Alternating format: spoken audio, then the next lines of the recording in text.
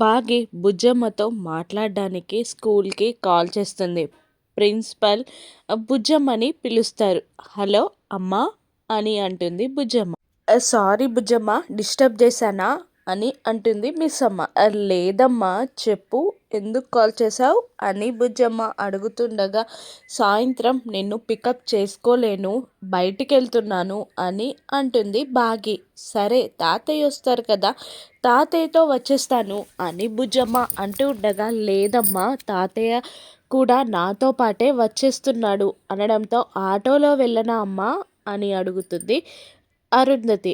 లేదమ్మా వద్దు, నువ్వు అంజు అక్కతో పాటు వాళ్ళింటికి వెళ్ళు అనగానే సంతోషపడుతుంది ఆరు. అవునా అమ్మ, నిజంగానా అని అంటూ ఉంటుంది ఆరు. అంత సంతోషమా బుజ్జమ్మ నీకు అని అంటుండగా, అవునమ్మా, వాళ్ళు నన్ను చాలా బాగా చూసుకుంటారు, సార్ కూడా నన్ను చాలా బాగా చూసుకుంటారు అని అంటూ ఉంటుంది ఆరు. ఒకవేళ రాత్రి రాకపోతే అక్కడే ఉండమ్మా, రేపు నేను వచ్చి తీసుకొచ్చుకుంటాను అని బాగి అంటూ ఉండగా, నువ్వు 2 రోజులు రాకున్నా పర్లేదమ్మా అంటుంది ఆరు. దాంతో, అదేంటే అంత డైరెక్ట్గా చెప్పేస్తున్నావు, నన్ను ఏమాత్రం నువ్వు మిస్ అవ్వవా అని అడిగేస్తుంది బాగి కాస్త జెలసీగా. చెప్పాను కదమ్మా, సార్ దగ్గరుంటే నీ దగ్గరే ఉన్నట్టు ఉంటుందని అంటూ ఉంటుంది ఆరు. మరీ అంత డైరెక్ట్గా చెప్పకే, నా కోసమైనా నా సంతోషం కోసమైనా కాస్త అబద్ధమైనా ఆడొచ్చు కదా అని అంటూ ఉంటుంది బాగి. అప్పుడు, నువ్వే చెప్పావు కదమ్మా అబద్ధం ఆడకూడదని అంటూ ఉంటుంది ఆరు.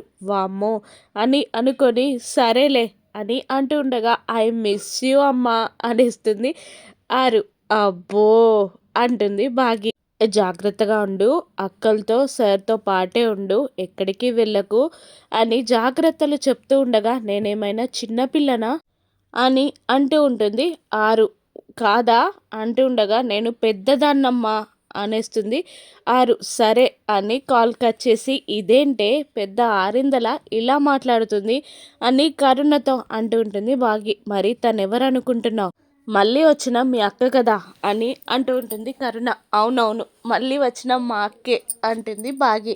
ఇక వాళ్ళిద్దరూ స్కూటీ స్టార్ట్ చేసి మళ్ళీ ఆశ్రమానికి వెళ్తూ ఉంటారు. మరోవైపు అమర్ ఆలోచిస్తూ ఉండగా, మనోహరి అక్కడికి వచ్చి, నాకు తెలుసు అమర్, నువ్వు ఆలోచనలో పడిపోతావని, అందుకే ఇంతకు ముందు చెంబా ఆ పంతులు గారి చేత అలా మాట్లాడేలా చేశాను అని మనోహరి అనుకుంటూ అమర్ దగ్గరికి వచ్చి అమర్ అని పిలుస్తుంది. చెప్పు మనోహరి అంటూ ఉండగా, ఏం లేదమర్, ఇంతకు ముందు పంతులు గారు యాదమ్మ అన్న మాటల గురించి ఆలోచిస్తున్నావా అని అడిగేస్తుంది మనోహరి. లేదు అనేస్తాడు అమర్. మరి దేని గురించి ఆలోచిస్తున్నావు అని అంటూ ఉండగా, నీ గురించి ఆలోచిస్తున్నాను అని అనేస్తాడు అమర్. నా గుచ్చా, అదే అనుకున్నా నువ్వు నా గుచ్చే ఆలోచిస్తావని అని అంటూ ఉంటుంది మనోహరి మనసులో. ఇక అమర్, నువ్వు అరుంధతి ఫ్రెండ్గా ఇక్కడికి వచ్చావు అని అంటుండగా, అవును, అరుంధతిని చంపడానికి వచ్చాను అని అనుకుంటుంది మనసులో మనోహరి. బాగి వెళ్ళిపోయాక ఇక్కడే ఉండిపోయావు అని అమర్ అంటూ ఉండగా, దాన్ని వెళ్ళగొట్టిందే నేను అని మనోహరి మనసులో అనుకుంటూ ఉంటుంది. మళ్ళీ అమర్, నా బాధ్యతలు మర్చిపోయాను, నా కోసం పిల్లల కోసం నువ్వు అలాగే మిగిలిపోయావు అని అమర్ అంటూ ఉండగా, మనసులో మనోహరి, నిన్ను పెళ్లి చేసుకోవడానికే ఇదంతా చేశాను, నీ కోసమే అలా ఉండిపోయాను అని మనసులో అనుకుంటూ ఉంటుంది. నా చేతుల మీదుగా నీ పెళ్ళి జరగాలి అని అమర్ అనగానే, సంతోషపడుతున్న మనోహరి, నువ్వే తాళి కట్టాలి అని అంటూ ఉంటుంది మనోహరి మనసులో. నేను చూసిన సంబంధం చేసుకుంటావు కదా, నేను నీకు పెళ్లి సంబంధాలు చూస్తాను, నేను చెప్పిన వాడిని పెళ్లి చేసుకుంటావు కదా అని అమర్ అనగానే, అప్పటిదాకా గాల్లో తేలుతున్న మనోహరి కుప్పకూలిపోతుంది. షాక్ అవుతుంది. అమర్ పెళ్లి చేసుకుంటాను, తాళి కడతాను అని ఊహించుకుంటుంటే, సంబంధాలు చూస్తాను, వేరే అతన్ని వెతుకుతాను అని అనడంతో షాక్ అవుతుంది మనోహరి. సైలెంట్ అయిపోతుంది.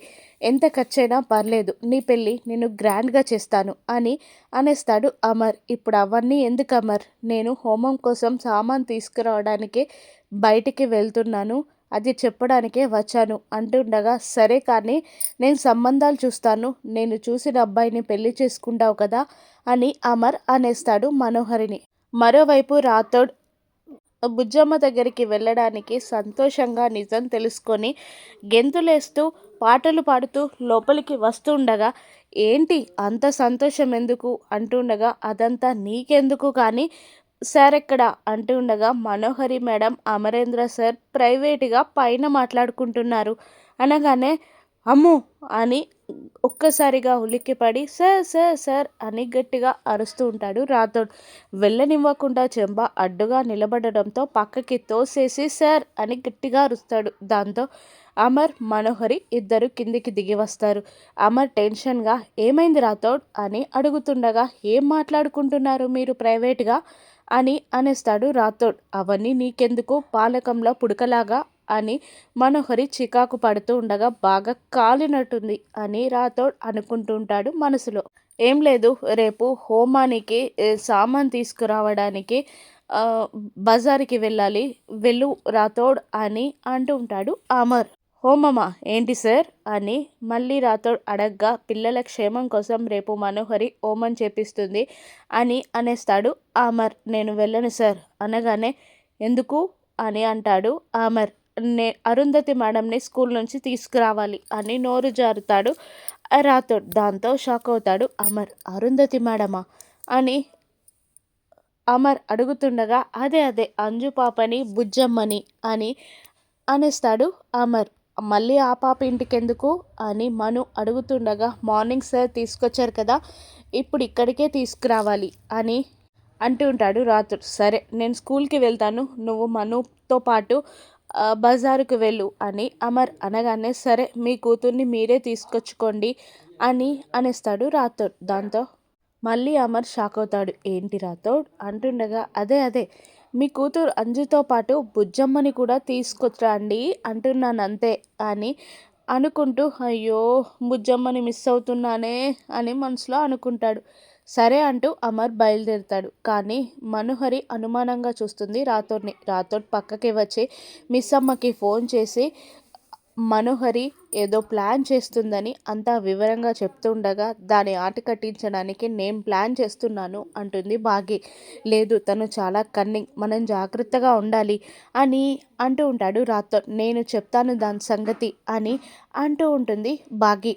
మెల్లిగా వచ్చి వాళ్ళ మాటలన్నీ వింటూ ఉంటుంది మనోహరి.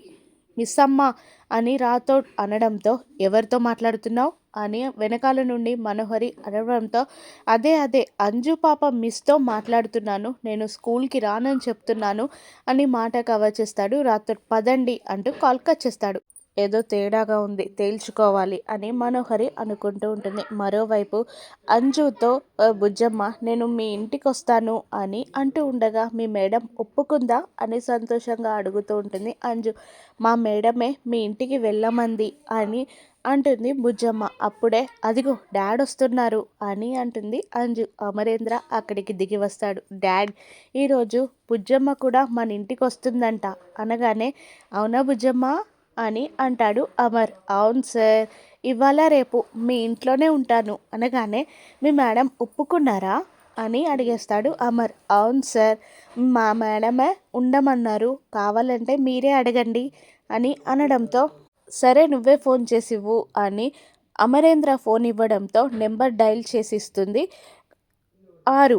దాంతో ఫోన్ చెవి దగ్గర పెట్టుకుంటాడు. రింగ్ అవుతుంటే అమర్. మరోవైపు ఫోన్ రావడంతో బాగి టెన్షన్గా కరుణని మాట్లాడమంటూ ఉండగా, అమ్మో నా వల్ల కాదే, నువ్వు స్టేషన్లో అదే రేడియో స్టేషన్లో మిమిక్రీ చేసేదానివి కదా, అలా మేనేజ్ చేయి అనగానే చీర కొంగు అడ్డం పెట్టి వాయిస్ మార్చి హలో అని అంటుంది బాగి. ఒక్కసారిగా మిస్ అమ్మ గుర్తొస్తుంది అమర్కి.